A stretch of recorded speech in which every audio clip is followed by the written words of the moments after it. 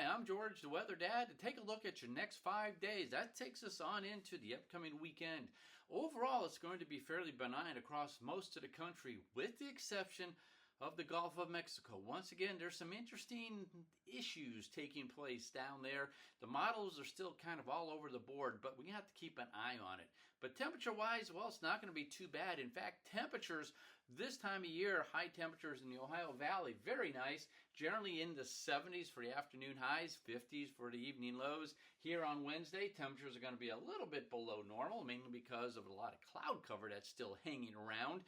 But for the most part, it's just going to be pretty nice here in the Midwest, the Ohio Valley, and even stretching down towards the Tennessee Valley. A little bit warmer there in the central U.S. and very chilly up in the Pacific Northwest. Jumping to Friday, does warm up across this portion of the country. Notice some yellows showing up down around the Gulf Coast. That's what I was talking about. There's some things happening down here that's going to throw up some moisture, possibly could even see some tropical development. But it's going to be a little cooler there for you. Cooling off as another cold front slides down from the north. It's going to push some of this heat a little bit more towards the east. But when I talk about heat, once again, a little bit above normal, that's still temperatures in almost in the 80s, 70s, and 80s, which is still pretty nice. That's on your Friday.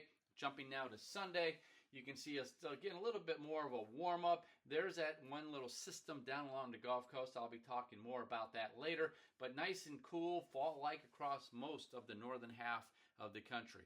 Here we go, precipitation-wise.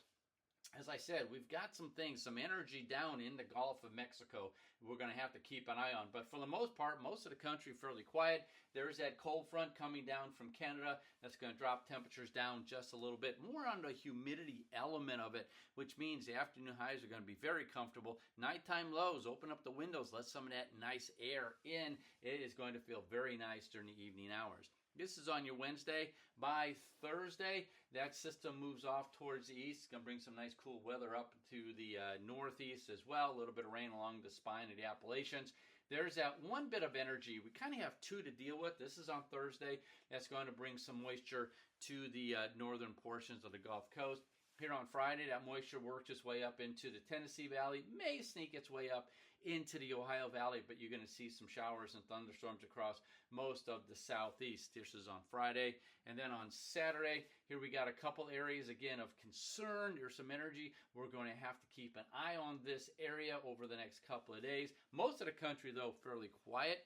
And then on Sunday, here we go, we got another development system. The way it looks right now, there could be two pieces of energy down in here. One will scoot on into maybe Friday, Saturday. Then we got a second one, looks like it could be developing.